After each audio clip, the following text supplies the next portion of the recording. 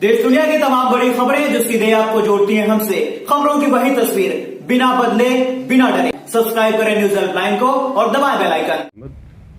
Ward number 42 ई से उम्मीदवार का गोवा में दावेदार। सर जी, गोवा में आप प्रचार करने गए, कैसा वहाँ का वो रहा? गोवा के अंदर हम लगभग 1 महीना हमने लगाया, जो पार्टी ने हमें भेजा था, और दुर्गेश पाठक जी की टीम में हम थे, और हमारे हाजी जी ताज मोहम्मद साहब जो हैं उर्दू एकेडमी चेयरमैन जो हैं, हम इनकी सरपरस्ती में रहे और अच्छा काम किया, जिसका रिजल्ट इंशाल्लाह अच्छा आएगा। हाजी रईस जी, नगर निगम के लिए आप किस तरीके से तैयारी कर रहे हैं और अभी क्या आपकी रणनीति है? पार्टी ने हमें कहा है कि आप अपना प्रचार प्रसार शुरू कीजिए, और हम इसीलिए वहाँ से गोवा से जब आए तो पार्टी ने कहा आप प्रचार करिए अपना। तो हमें उम्मीद है कि पार्टी हमें पूरा 100% हमें टिकट देगी और हम इंशाल्लाह इस पर पूरा खरा उतरेंगे। किन मुद्दों के साथ आप आएंगे नगर निगम के चुनाव में? मुद्दों का तो यह है कि यहाँ जो एमसीडी थी, एमसीडी ने भ्रष्टाचार इतना किया है कि हमारे यहाँ एक 2200 गज का प्लॉट है जो कि सिलम का था, और उसने एमसीडी ने उस पर कब्जा कर लिया। जो 2200 गज का प्लॉट था उसमें सिर्फ 1500 गज कवर करी, बाकी जगह छोड़ दी, और उस पर जो है कम से कम अरबों रुपए का घोटाला है, छोटा घोटाला नहीं है, जो कि उस जो पार्टी को दी है वो कोई कंपनी है, कंपनी को उन्होंने 15 साल की लीज पे दे दी। जो जगह हमने बचा कर रखी थी, जिसमें हमने आईटीआई के लिए शुरुआत की थी विधायक साहब से, जब पहले हाजी भूरे थे उन्होंने भी इसकी प्रक्रिया शुरू की थी, लेकिन वो किसी वजह से रुक गई। उसके बाद हमने जो है इसमें फिर दोबारा उसकी आईटीआई के लिए लेटर लगवाया विधायक जी से।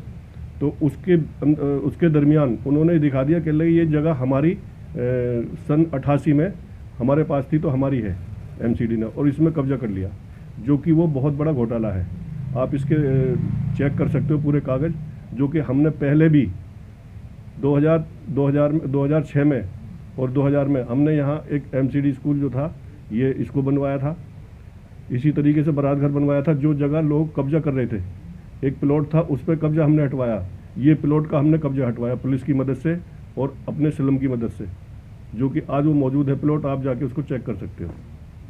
जी, दावेदारी किस तरीके से पेश कर रहे हैं आप अपनी, क्योंकि पार्टी आपके व्यक्तित्व से लेकर सभी चीज़ों को पार्टी के लिए हमने 2013 के बाद से पार्टी के लिए काम किया है, वो चाहे एमपी का चुनाव हो, चाहे एमएलए का चुनाव हो, चाहे एमसीडी का चुनाव हो, हमने पार्टी के लिए काम किया है, और पार्टी ने बखूबी देखा है हमारी ईमानदारी से जो हमने काम किया है, तो इसलिए पार्टी हम पे भरोसा कर रही है, और इंशाल्लाह हम इस पर खरा उतरेंगे। आज मोहम्मद, वाइस चेयरमैन उर्दू अकादमी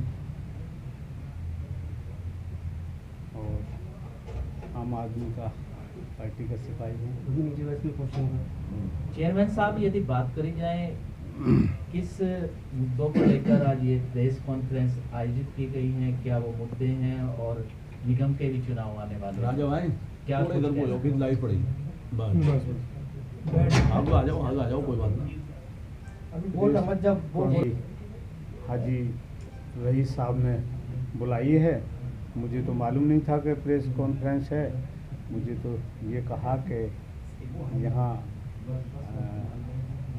आपस में एक गेट टुगेदर रखा है, तो मैंने कहा चलो बड़ी खुशी की बात है। और रईस भाई के यहाँ एक पोता भी आया है, उसकी भी मैं बहुत बहुत मुबारकबाद देता हूँ रईस भाई को।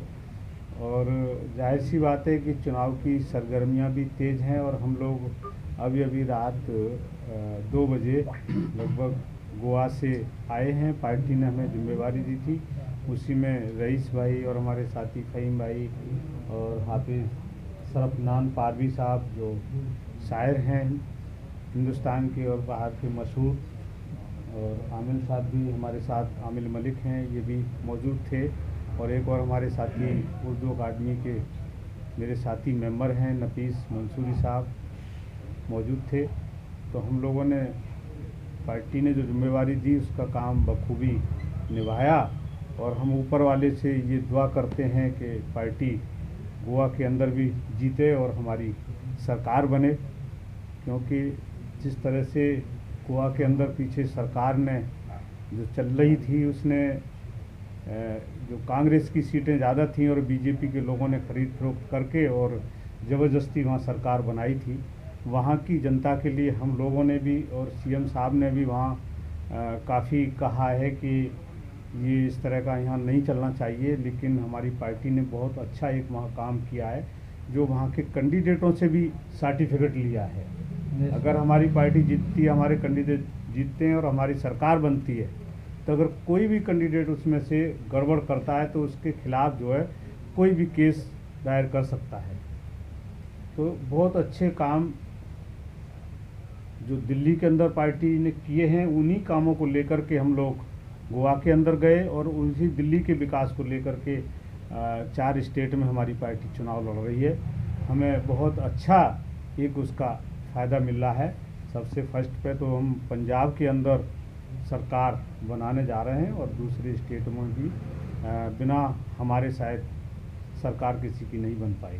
अंदर भ्रष्टाचार मचाया है, ना उन पे कर्मचारियों की तनख्वाह देने के लिए पैसा रहता है और आए दिन देखते रहते हैं उनकी स्ट्राइक चलती रहती हैं। आए दिन वो दिल्ली सरकार पे तोहमत लगाते हैं हमें पैसा नहीं दिया, लेकिन दिल्ली सरकार ने एमसीडी का पैसा कभी भी नहीं रोका।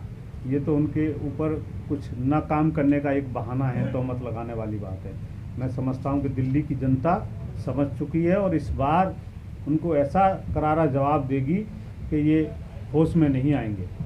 और किस तरह के घोटाले जाते जाते वो सोच रहे हैं कि हम आगे अब मौका मिलेगा ही नहीं। पिछली बार तो इन्होंने उससे पुराने वाले पार्षद थे तो उन्होंने कहा इन्होंने घोटाला किया है तो इन पार्षदों को बदल दो, उनको अलग साइड में उठा करके फेंक दिया, नए ले आए। अब नए ने घोटाला किया है तो अब कौन से नए लेकर के आएंगे। तो ये जनता इस नाटक को अब बर्दाश्त करेगी नहीं और इस बार आम आदमी पार्टी की सरकार नगर निगम में बनेगी और पार्टी बहुत अच्छा चयन करेगी, अच्छे लोगों का चयन करेगी। और हाजी रईस साहब एक अच्छे और ईमानदार व्यक्ति हैं। मैं समझता हूं कि ऐसे व्यक्ति को मौका मिलना चाहिए, ऐसी मेरी